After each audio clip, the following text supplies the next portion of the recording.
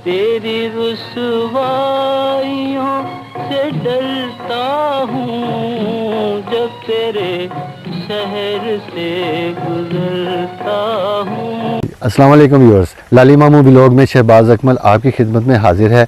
Viewers, आज का जो व्लॉग है वो हमने संतोष कुमार साहब के नाम की है, जो कि बड़े एक लेजेंड अदाकार थे।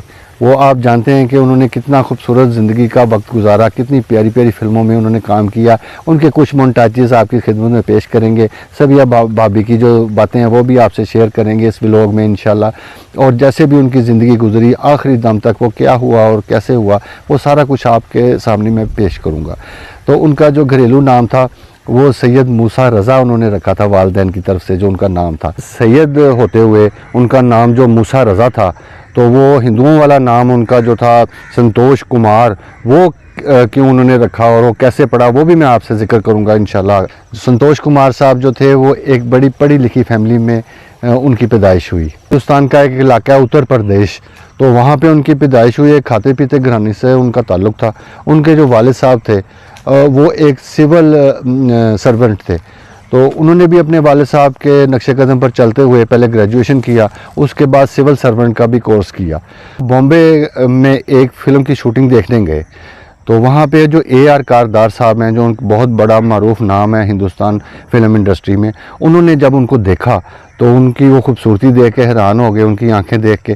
तो उन्होंने उनको एक फ़िल्म ऑफ़र की, दिल लगी, तो वो उन्होंने ऑफ़र कबूल कर ली। AR कारदार साहब ने उनका जो नाम था वो जैसे हिंदुओं का नाम होता है वैसे उनका नाम रखा, क्योंकि उस ज़माने में अशोक कुमार, किशोर कुमार उनके भाई, और दिलीप कुमार और कुमार लगता था साथ।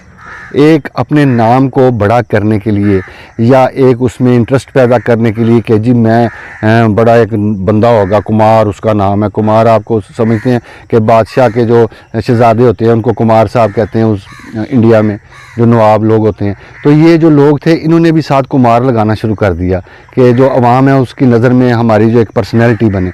तो उन्होंने इनका नाम जो था वो रख दिया कुमार। उसके बाद एक उनकी फ़िल्म आई आहंसा के नाम से थी, जो हिंदुस्तान के इलाके में बनी। उसके बाद एक उनकी फ़िल्म आई मेरी कहानी। पाकिस्तान में जो उनकी पहली फ़िल्म बनी वो थी बेली। बेली मतलब के दोस्त, तो वो भी सुपरहिट फ़िल्म हुई। उसमें जो सबिया भाभी थी उन्होंने भी पहली दफ़ा डेब्यू किया फ़िल्म इंडस्ट्री में, और उनके साथ वो जो हीरोइन आई। उसके बाद उन दोनों की फ़िल्म बनी दो आंसू। दो आंसू जो थी वो पाकिस्तान की पहली उर्दू सुपरहिट फ़िल्म थी, और उसने सिल्वर जुबली की, वो इतनी कामयाब फ़िल्म हुई। उसके बाद सुरनलता के साथ जो फ़िल्म आई उसका नाम था शहरी बाबू, वो भी बड़ी सुपरहिट फ़िल्म साबित हुई। और 1950 की दहाई में तकरीबन 10 फ़िल्में जो रिलीज़ हुई तो पाकिस्तान के फ़िल्म इंडस्ट्री में, उसमें 8 फ़िल्मों में संतोष कुमार साहब थे, यानी कि उनका वो बूम पीरियड था जो संतोष कुमार साहब का था। उसके बाद फिर एक फ़िल्म आई पंजाबी जिसका नाम था पतन, उसमें भी उनको कास्ट किया गया। तेरा इंतजार नी दिल बेकरार नी सजरां दी बेड़ी साडी रब करे पार नी। इसमें मुसर्रत नज़ीर साहिबा जो थी वो हीरोइन थी, संतोष कुमार साहब हीरो थे, और अलाउद्दीन साहब जो थे वो भी बड़े कमाल के आर्टिस्ट थे। वो उस फिल्म में विलन का किरदार उन्होंने अदा किया। तो इस फिल्म का गाना एक बड़ा मशहूर हुआ कि छड़ जावी ना चन्ना बाँ फड़ के।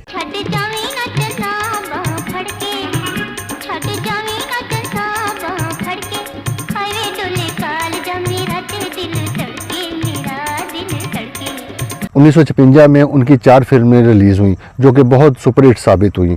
उसमें जो सबसे पहली फ़िल्म थी जो मेरे जहन में आ रही है उसका नाम था हमीदा। हमीदा फ़िल्म के बाद जो इंतज़ार एक फ़िल्म थी वो भी बड़ी कामयाब फ़िल्म हुई।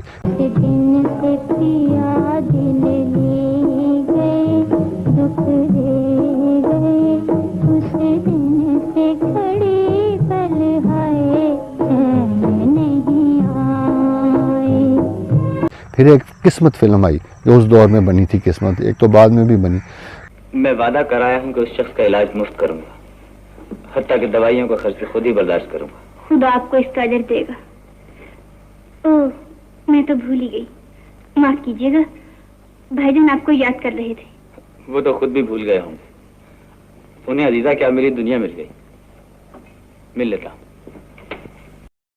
तो उसके बाद एक फ़िल्म बनी सरफरोश, वो भी बड़ी कामयाब हुई उनकी फिल्मी कैरियर के अंदर। चांद उनसे जाकर मेरा सलाम कहना, मेरा सलाम कहना। संतोष कुमार साहब को सब जो दुनिया जानती है वो एक रोमांटिक हीरो के तौर पर जानती थी। तो उसके बाद एक फ़िल्म बनी सरफरोश, उसके अंदर उन्होंने एक एक्शन हीरो का किरदार अदा किया।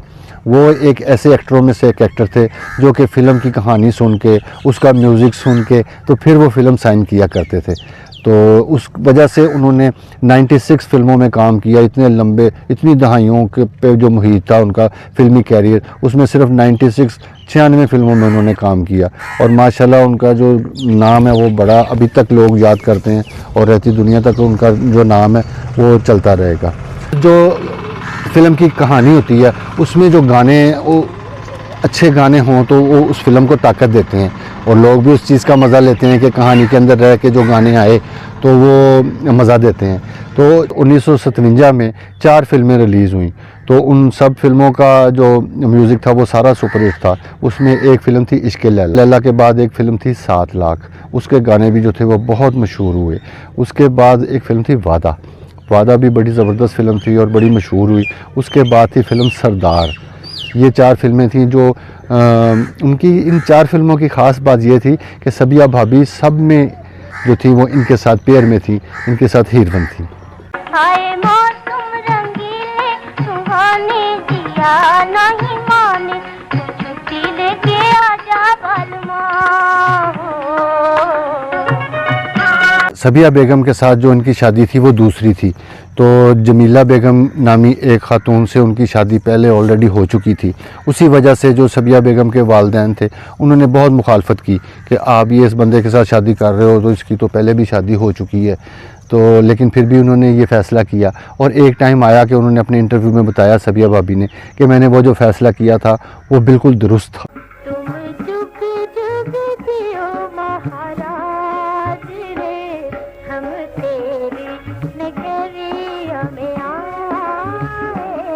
तो इसीलिए उनको ख़ानदान के अंदर जो था ना वो छोटी बेगम के नाम से पुकारा जाता था, क्योंकि बड़ी बेगम तो जमीला बेगम थी।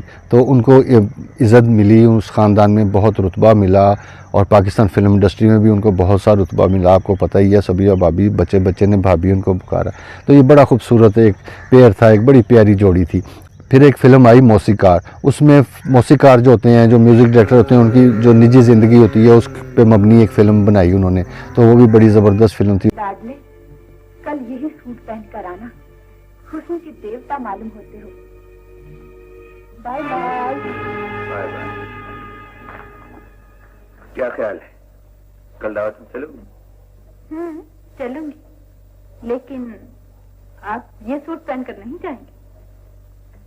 उसके बाद फ़िल्म आई एक नायला, उसमें शमीम आरा बेगम जो थी उनका पेयर था संतोष कुमार साहब के साथ। उसका एक बड़ा मशहूर गाना है कि दूर वीराने में एक शम्मा है रोशन।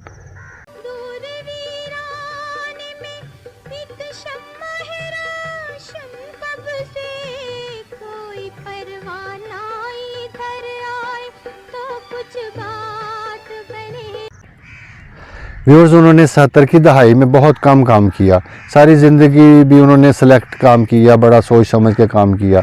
तो उसके बाद जो उनकी जो आखिरी फ़िल्म थी 1973 में एक टाइटल रोल के साथ उनकी फ़िल्म आई जिसका नाम था शराबी। तो वो उन्होंने आखिरी टाइटल रोल किया उस फिल्म में। मेरी दवाई शराब है पुत्र, तुम्हें शराब ले आते। तो उसके बाद ये मैं आपको बात बताना चाहता हूँ कि वो इतने खूबसूरत थे, जैसे कि आप जानते हैं कि, और पर्सनैलिटी भी थे और वक़्त के वो हीरो भी थे। तो जो पाकिस्तान फ़िल्म इंडस्ट्री के जो भी सरकारी काम होते थे, किसी वज़ीर से मिलना या इस्लामाबाद जाके कोई ऐसा मसला हल करवाना है, तो वो सारे काम संतोष कुमार साहब ही किया करते थे, क्योंकि वो उनका पढ़ी लिखी फैमिली से ताल्लुक़ रखते थे और बड़े इंग्लिश भी बोलते थे। आपको पता है वो बड़ी अच्छी पर्सनैलिटी के मालिक थे। तो उनके जो 3 बच्चे थे, 2 बेटियां थीं और 1 बेटा। 11 जून 1982 में उनकी वफ़ात हुई। तो मेरे वालिद साहब जो अकमल ख़ान साहब हैं, उनकी भी वफ़ात जो है वो 11 जून को ही है। तो इन दोनों की जो बरसी है एक ही दिन होती है और इत्तेफाक ये है कि दोनों का कब्रिस्तान भी एक ही है और मेरे वालिद साहब के बिल्कुल अक़ब में इन दोनों भाइयों की कब्र है। संतोष साहब की और दर्पण साहब की। तो हम और रानी बेगम, जो रानी बेगम वो फिल्म आर्टिस्ट थी, वो भी बड़ी अच्छी थी, वो भी उनके साथ ही हैं। ये प्यारे प्यारे आर्टिस्ट हैं, वो सारे एक ही जगह पे न्यू मुस्लिम टाउन कब्रिस्तान में। तो वाले साहब की जो बरसी होती है उस पर तो 300-400 बंदा हम इकट्ठा हो जाते हैं और न्याज वगैरह भी होती है और सब दुआएं करते हैं। तो इसी बहाने हम संतोष साहब की कब्र पे भी फूल वगैरह चढ़ाते हैं और वहाँ दुआ हो जाती है।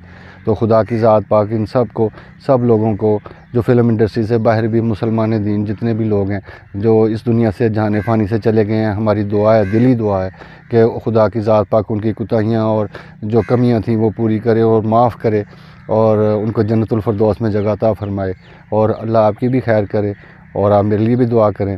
तो नेक्स्ट व्लॉग, प्यारे से व्लॉग में एक अच्छे आर्टिस्ट के साथ फिर मुलाकात होती है। तब तक के लिए अल्लाह हाफिज़। जिगर छलनी है, दिल घबरा रहा है, मोहब्बत का जनाजा